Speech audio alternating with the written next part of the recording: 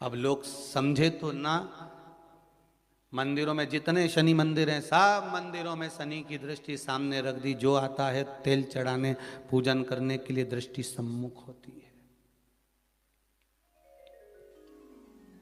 शनि महाराज ने अपनी दृष्टि नीचे रखी है। शनि महाराज दृष्टि कब उठाते? जब किसी को नष्ट करना हो।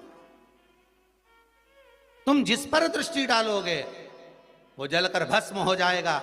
ये शनि महाराज की धर्म पत्नी ने कहा है। और आज शनि महाराज जी की धर्म पत्नी जिस घर में निवास कर रही हैं, शनि महाराज जिस घर में निवास कर रहे हैं, उस मकान का नाम क्या है? अभी बताया था, क्या नाम था? कुंभ।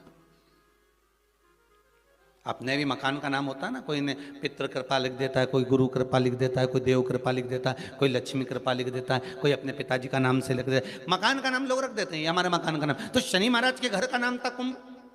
उस कुंभ मकान में शनि महाराज रह रहे थे। पिताजी का आगमन हो गया। बहुत ध्यान से सुनना, ये मकर संक्रांति की कथा है। पहले मिली कि नहीं मिली वो हम नहीं जानते, पर मकर संक्रांति का भाव को जान लीजिए महाराज कि क्यों महत्व है दान का, गुड़ और तिल्ली का, क्यों महत्व है सूर्य नारायण के पूजन का।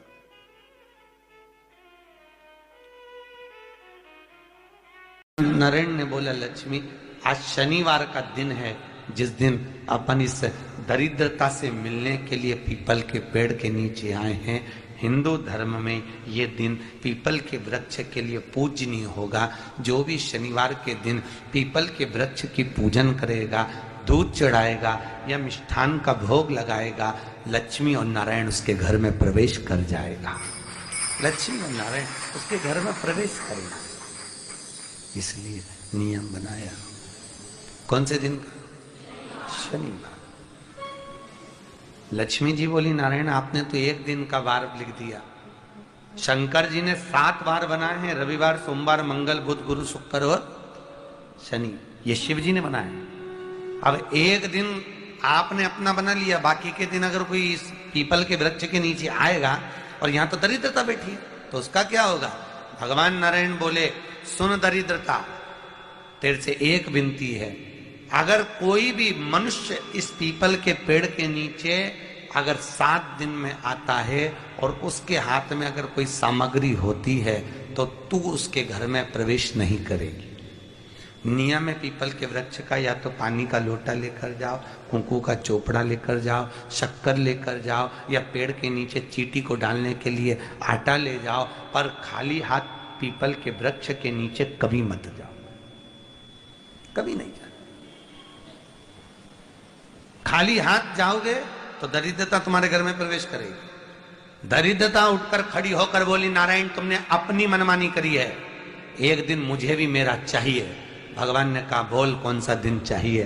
दरिद्रता कहती है, रविवार के दिन इस पीपल के वृक्ष के नीचे मैं दिन भर नृत्य करूं, इसमें रहूं, और जो यहां आए रविवार को मैं उसके घर में प्रवेश करूं। भगवान ने कहा, ठीक है। दरिद्रता, रविवार का दिन एक ऐसा दिन रहेगा जिस दिन तू इस पीपल के वृक्ष के नीचे नृत्य करेगी, और जो आएगा इस पीपल के वृक्ष के नीचे तो उसके साथ प्रवेश करेगी। मैंने तुझे वर दिया। इसलिए हमारे यहाँ केवल पीपल का वृक्ष अगर दीवार में भी लग जाता है ना, किसी की फैक्ट्री की दीवार में, किसी के घर की दीवार में पीपल का वृक्ष अगर लग जाता है, पीपल का पौधा लग जाता है, उसको कितना भी तोड़ लो वो वापिस लग जाएगा। फिर तोड़ोगे फिर लग जाएगा। अगर पीपल के पौधे को तोड़ना है तो केवल रविवार का दिन एक नींबू, एक मिर्ची और बमूल का कांटा, ये 3 चीजें रखने के बाद में आधे घंटे बाद रविवार के दिन पीपल के पेड़ को उखाड़ कर फेंक दो। दूसरी बार कभी पीपल दीवार में लगता ही नहीं है, कभी नहीं लग सकता। केवल एक रविवार का, केवल एक संडे, इतवार का।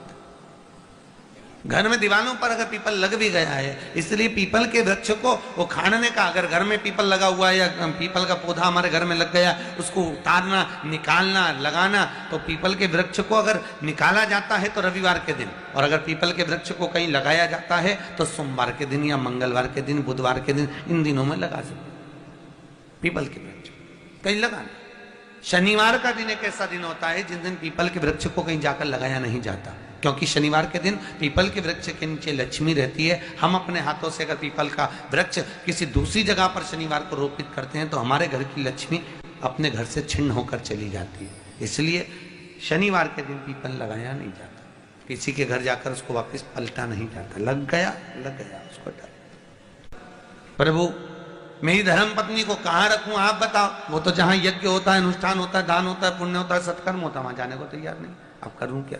भगवान ने बोला एक काम करो। दुर्वासा जी बोले जिसके यहाँ रात्रि में बर्तन झूठे पड़े रहते हो उसके घर में इस दरिद्रता को लेकर तुम प्रवेश कर जाना।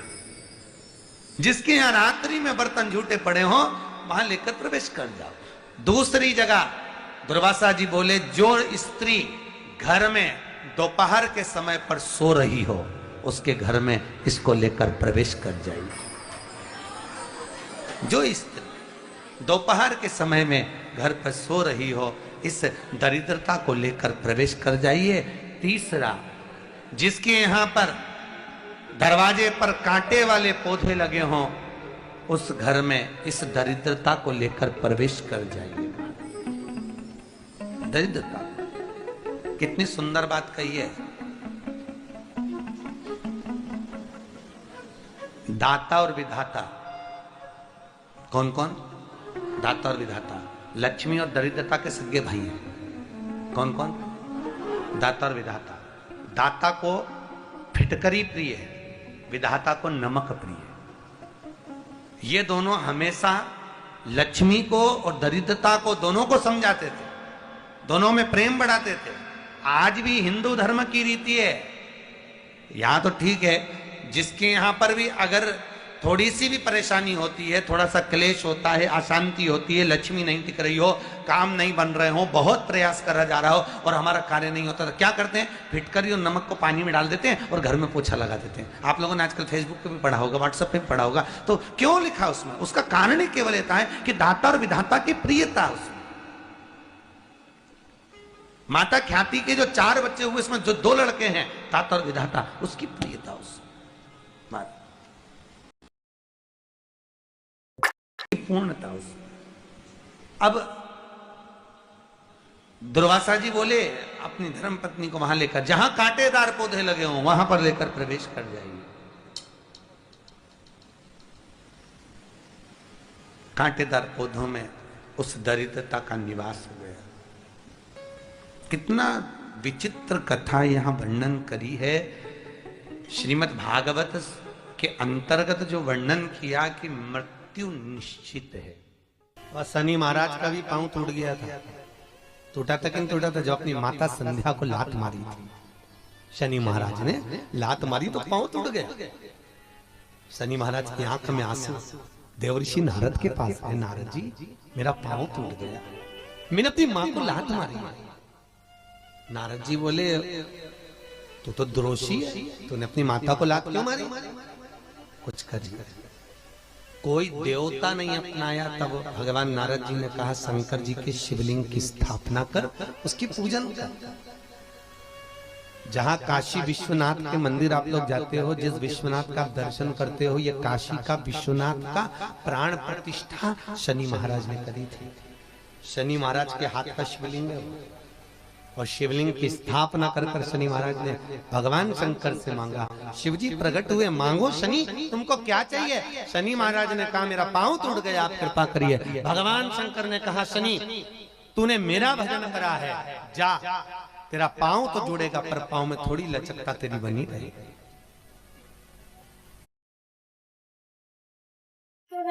लगता है और शनि को शंकर लगता है।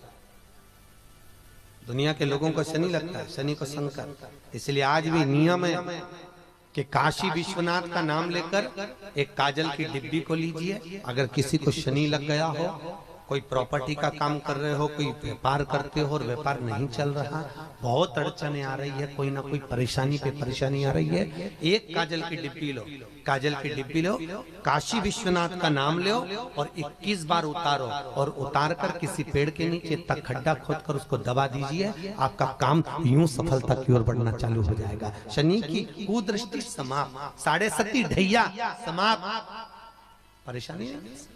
हम आप लोगों से भी कहेंगे कभी एक बार प्रैक्टिकल करो, 1 वर्ष का। कोई भिक्षा मांगने वाला भी है ना, बहुत दरिद्रता उसकी जिंदगी में है, बहुत गरीबड़ा है, उसके पास खाने तक के लाले पड़ रहे हैं, तो हम उनसे एक निवेदन करेंगे कि प्रयास करो, 1 वर्ष। ये 7 जगह हैं जहां पर कभी एक जगह का नियम बना लो, या तो बेलपत्री के पेड़ के नीचे, या शमी के वृक्ष के नीचे, या पीपल के वृक्ष के नीचे, या आंवले के वृक्ष के नीचे, या बट वृक्ष के नीचे, या शंकर भगवान के शिवालय में, या अपने घर के दरवाजे के बाहर। ये 7 स्थान हैं, इसमें से कोई एक स्थान आप चुन लो। एक दिन भी नागा नहीं होना चाहिए, एक दिन भी कैंसिल नहीं होना चाहिए, एक दिन भी उसमें कहीं अड़चन नहीं आना चाहिए। 1 वर्ष ये 7 स्थान में से कोई एक स्थान पर 1 वर्ष तक रोज शाम के समय प्रदोष काल में दिया लगाना चालू करो। भले वो दिया 2 मिनट जले, पर प्रदोष काल में अगर तुमने एक जगह का भी नियम ले लिया 1 साल का, फिर हमको बताना कि मेरे कुबेरेश्वर बाबा ने तुम्हारे घर में संपदा की कमी तो नहीं, वो भंडार भरने में कमी नहीं रखा। आज के समय में यही हो रहा है। सास कुछ बोली, बहू पलट कर गया, कुत्ता हमें काटा, हम कुत्ते को काट गए।